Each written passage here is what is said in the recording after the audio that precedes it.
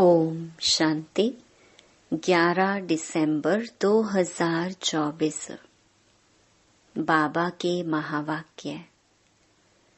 मीठे बच्चे, बाप का मददगार बन इस आयरन एजेड पहाड़ को गोल्डन एजेड बनाना है।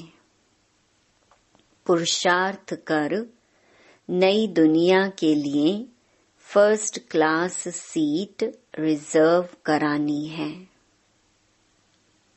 प्रश्न: बाप की फर्ज अदाई क्या है? कौन सा फर्ज पूरा करने के लिए संगम पर बाप को आना पड़ता है? उत्तर: बीमार और दुखी बच्चों को सुखी बनाना।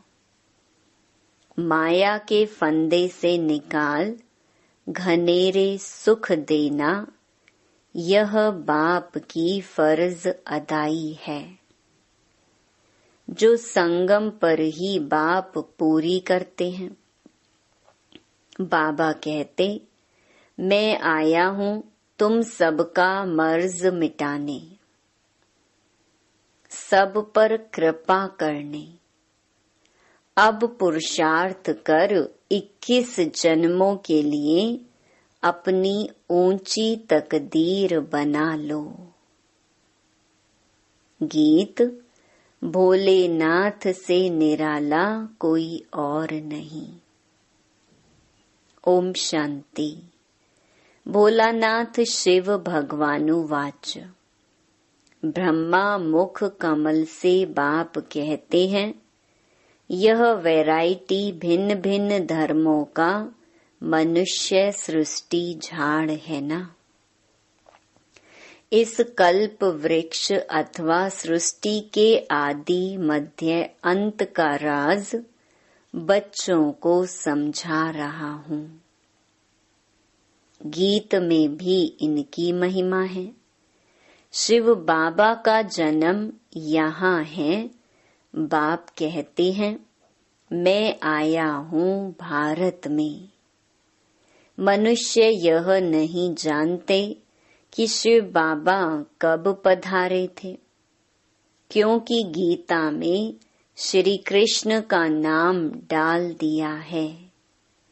द्वापर की तो बात ही नहीं। बाप समझाते हैं, बच्चे 5000 वर्ष पहले भी मैंने आकर के यह ज्ञान दिया था। इस झाड़ से सभी को मालूम पड़ जाता है। झाड़ को अच्छी रीति देखो। सतयुग में बरोबर देवी देवताओं का राज्य था। त्रेता में राम सीता का है। बाबा आदि मध्य अंत का राज बतलाते हैं। बच्चे पूछते हैं, बाबा हम माया के फंदे में कब फंसे? बाबा कहते हैं, द्वापर से। नंबरवार फिर दूसरे धर्म आते हैं, तो हिसाब लगाने से समझ सकते हैं कि इस दुनिया में हम फिर से कब आएंगे। शिव बाबा कहते हैं, मैं 5000 वर्ष बाद आया हूँ संगम पर अपना फर्ज निभाने। सभी जो भी मनुष्य मात्र हैं, सभी दुखी हैं, उनमें भी खास भारतवासी। ड्रामा अनुसार भारत को ही मैं सुखी बनाता हूँ। बाप का फर्ज होता है, बच्चे बीमार पड़े तो उनकी दवा दरमल करना। यह है बहुत बड़ी बीमारी। सभी बीमारियों का मूल ये 5 विकार हैं। बच्चे पूछते हैं, यह कब से शुरू हुए? द्वापर से। रावण की बात समझानी है। रावण को कोई देखा नहीं जाता, बुद्धि से समझा जाता है। बाप को भी बुद्धि से जाना जाता है। आत्मा मन बुद्धि सहित है। आत्मा जानती है कि हमारा बाप परमात्मा है। दुख सुख लेप छेप में आत्मा आती है। जब शरीर है तो आत्मा को दुख होता है। ऐसे नहीं कहते कि मुझ परमात्मा को दुखी मत करो। बाप भी समझाते हैं कि मेरा भी पार्ट है। कल्प कल्प संगम पर आकर मैं पार्ट बजाता हूँ। जिन बच्चों को मैंने सुख में भेजा था वह दुखी बन पड़े हैं, इसलिए फिर ड्रामा अनुसार मुझे आना पड़ता है। बाकी कच्छ मच्छ अवतार यह बातें हैं नहीं। कहते हैं परशुराम ने कुल्हाड़ा ले क्षत्रियों को मारा। ये सब हैं दंत कथाएं। तो अब बाप समझाते हैं मुझे याद करो। यह है जगत अम्बा और जगत पिता। मदर और फादर कंट्री कहते हैं ना। भारतवासी याद भी करते हैं, तुम मात पिता हम बालक तेरे। तुम्हारी कृपा से सुख घनेरे तो बरोबर मिल रहे हैं। फिर जो जितना पुरुषार्थ करेंगे, जैसे बाइस्कोप में जाते हैं, फर्स्ट क्लास का रिजर्वेशन कराते हैं ना। बाप भी कहते हैं चाहे सूर्यवंशी चाहे चंद्रवंशी में सीट रिजर्व कराओ। जितना जो पुरुषार्थ करे उतना पद पा सकते हैं। तो सब मर्ज मिटाने बाप आए हैं। रावण ने सबको बहुत दुख दिया है। कोई भी मनुष्य की गति सदगति कर ना सके। यह है ही कलयुग का अंत।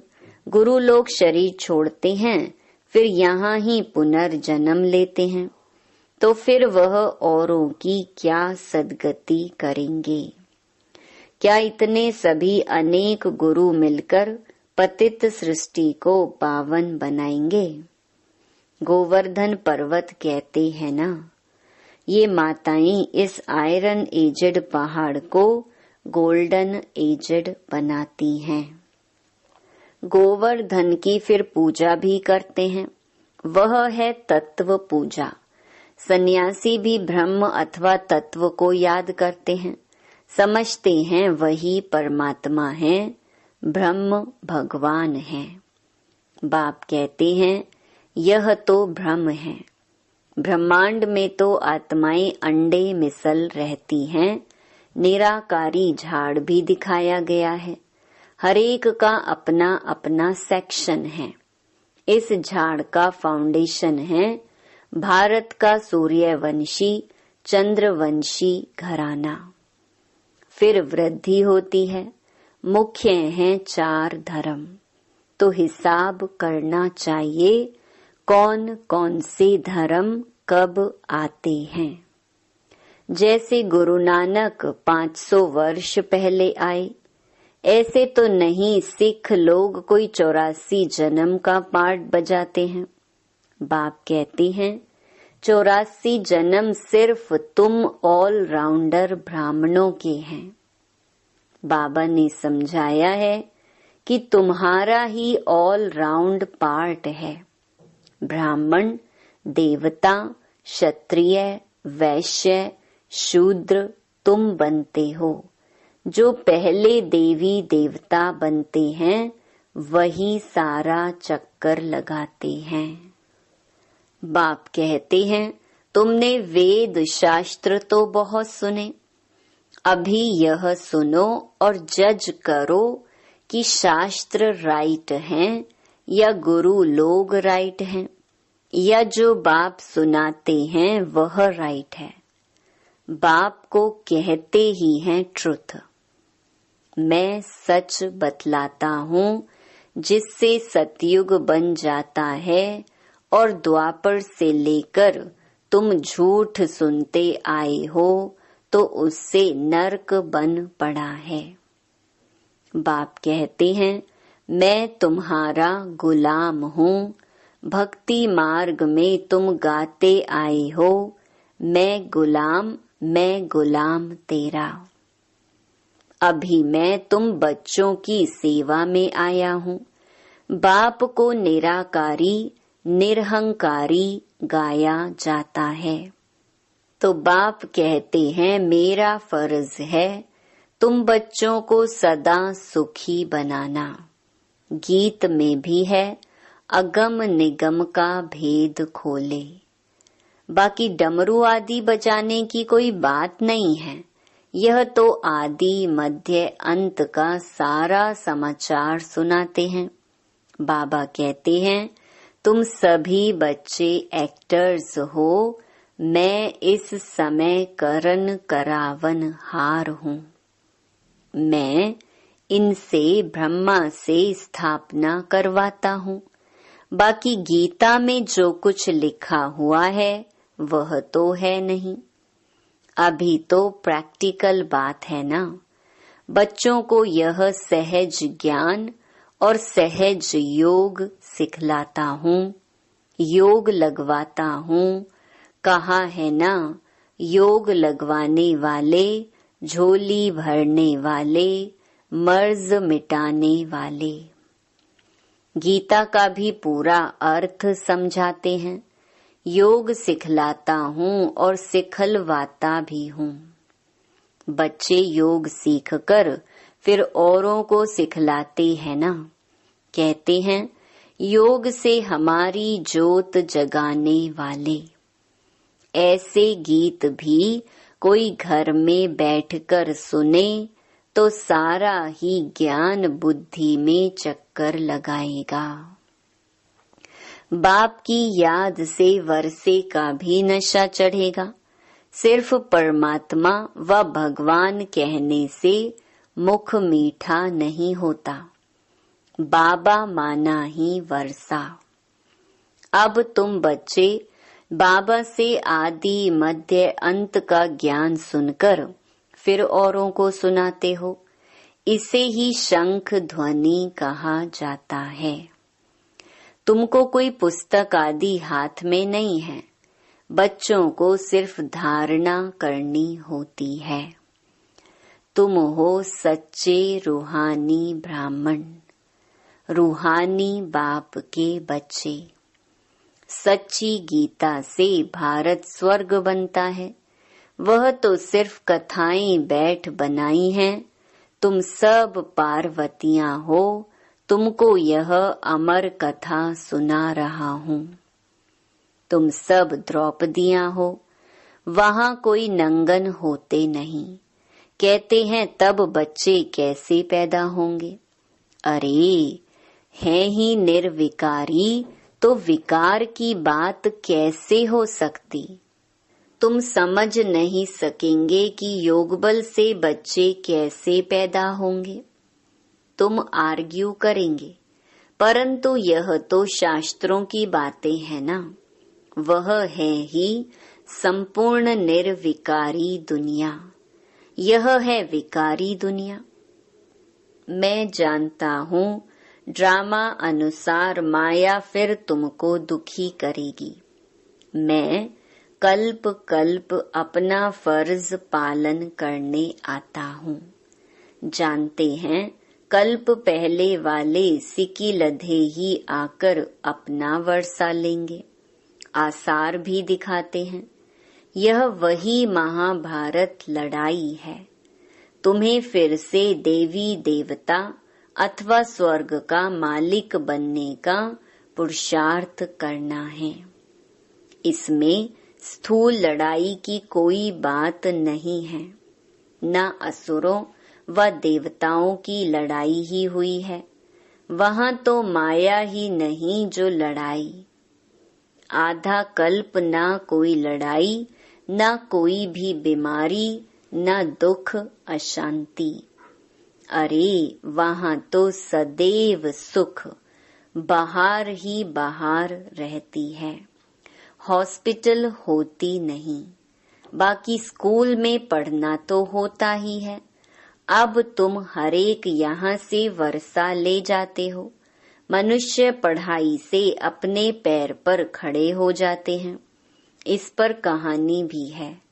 कोई ने पूछा तुम किसका खाती हो, तो कहा हम अपनी तकदीर का खाती हैं।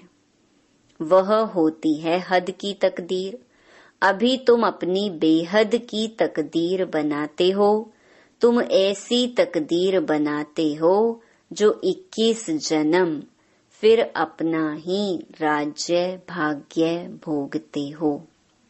यह है बेहद के सुख का वर्षा। अब तुम बच्चे कॉन्ट्रास्ट को अच्छी रीति जानते हो। भारत कितना सुखी था, अब क्या हाल है। जिन्होंने कल्प पहले राज्य भाग्य लिया होगा वही अब लेंगे। ऐसे भी नहीं कि जो ड्रामा में होगा वो मिलेगा, फिर तो भूख मर जाएंगे। यह ड्रामा का राज पूरा समझना है। शास्त्रों में कोई ने कितनी आयु, कोई ने कितनी लिख दी है। अनेकानेक मत मतांतर हैं। कोई फिर कहते हैं हम तो सदा सुखी हैं ही। अरे तुम कभी बीमार नहीं होते हो। वह तो कहते हैं रोग आदि तो शरीर को होता है, आत्मा निर्लेप है। अरे चोट आदि लगती है तो दुख आत्मा को होता है ना। यह बड़ी समझने की बातें हैं।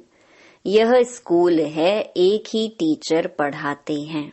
नॉलेज एक ही है, एम ऑब्जेक्ट एक ही है, नर से नारायण बनने की। जो नापास होंगे वह चंद्रवंशी में चले जाएंगे। जब देवताएं थे तो क्षत्रिय नहीं, जब क्षत्रिय थे तो वैश्य नहीं, जब वैश्य थे तो शूद्र नहीं। यह सब समझने की बातें हैं। माताओं के लिए भी अति सहज है। एक ही इम्तिहान है। ऐसे भी मत समझो कि देरी से आने वाले कैसे पढ़ेंगे, लेकिन अभी तो नए तीखे जा रहे हैं, प्रैक्टिकल में हैं। बाकी माया रावण का कोई रूप नहीं। कहेंगे इनमें काम का भूत है, बाकी रावण का कोई बुत व शरीर तो है नहीं। अच्छा, सभी बातों का सैक्रीन है मन मना भव। कहते हैं मुझे याद करो तो इस योग अग्नि से विकर्म विनाश होंगे। बाप गाइड बनकर आते हैं। बाबा कहते बच्चे मैं तो सम्मुख तुम बच्चों को पढ़ा रहा हूँ। कल्प कल्प अपनी फर्ज अदाई पालन करता हूँ। पारलौकिक बाप कहते हैं मैं अपना फर्ज बनाने आया हूँ तुम बच्चों की मदद से। मदद देंगे तब तो तुम भी पद पाएंगे। मैं कितना बड़ा बाप हूँ, कितना बड़ा यज्ञ रचा है। ब्रह्मा की मुख वंशावली तुम सभी ब्राह्मण ब्राह्मणियां भाई बहन हो। जब भाई बहन बने तो स्त्री पुरुष की दृष्टि बदल जाए। बाप कहते हैं इस ब्राह्मण कुल को कलंकित नहीं करना। पवित्र रहने की युक्तियां हैं। मनुष्य कहते हैं यह कैसे होगा, ऐसे हो नहीं सकता। इकट्ठे रहें और आग ना लगे। बाबा कहते हैं बीच में ज्ञान तलवार होने से कभी आग नहीं लग सकती, परंतु जबकि दोनों मन मनाभव रहें। शिव बाबा को याद करते रहें। अपने को ब्राह्मण समझें। मनुष्य तो इन बातों को नहीं समझने कारण हंगामा मचाते हैं। यह गालियां भी खानी पड़ती हैं। श्री कृष्ण को थोड़े ही कोई गाली दे सकते। श्री कृष्ण ऐसे आ जाए तो विलायत आदि से एकदम एरोप्लेन में भाग आए, भीड़ मच जाए। भारत में पता नहीं क्या हो जाए। अच्छा, आज भोग है, यह है पियर घर और वह है ससुर घर। संगम पर मुलाकात होती है। कोई कोई इनको जादू समझते हैं।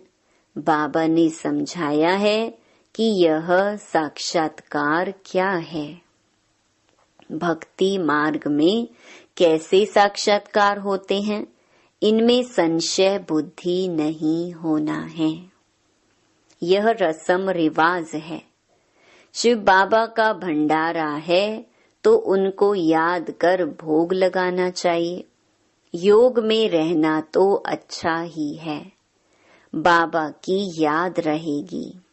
अच्छा, मीठे मीठे सिकिलधे बच्चों प्रति माता पिता बाप दादा का याद प्यार और गुड मॉर्निंग।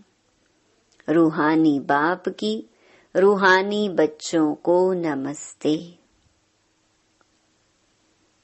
धारणा के लिए मुख्य सार। पहला, स्वयं को ब्रह्मा मुख वंशावली समझकर पक्का पवित्र ब्राह्मण बनना है। कभी अपने इस ब्राह्मण कुल को कलंकित नहीं करना है। दूसरा, बाप समान निराकारी निरहंकारी बन अपनी फर्ज अदाई पूरी करनी है। रूहानी सेवा पर तत्पर रहना है। वरदान, स्नेह की शक्ति से माया की शक्ति को समाप्त करने वाले संपूर्ण ज्ञानी भव। स्नेह में समाना ही संपूर्ण ज्ञान है। स्नेह ब्राह्मण जन्म का वरदान है। संगम युग पर स्नेह का सागर स्नेह के हीरे मोतियों की थालियां भरकर दे रहे हैं। तो स्नेह में संपन्न बनो। स्नेह की शक्ति से परिस्थिति रूपी पहाड़ परिवर्तन हो पानी समान हल्का बन जाएगा। माया का कैसा भी विकराल रूप व रॉयल रूप सामना करे तो सेकंड में स्नेह के सागर में समा जाओ। तो स्नेह की शक्ति से माया की शक्ति समाप्त हो जाएगी। स्लोगन, तन मन धन मन वाणी और कर्म से बाप के कर्तव्य में सदा सहयोगी ही योगी हैं। ओम शांति।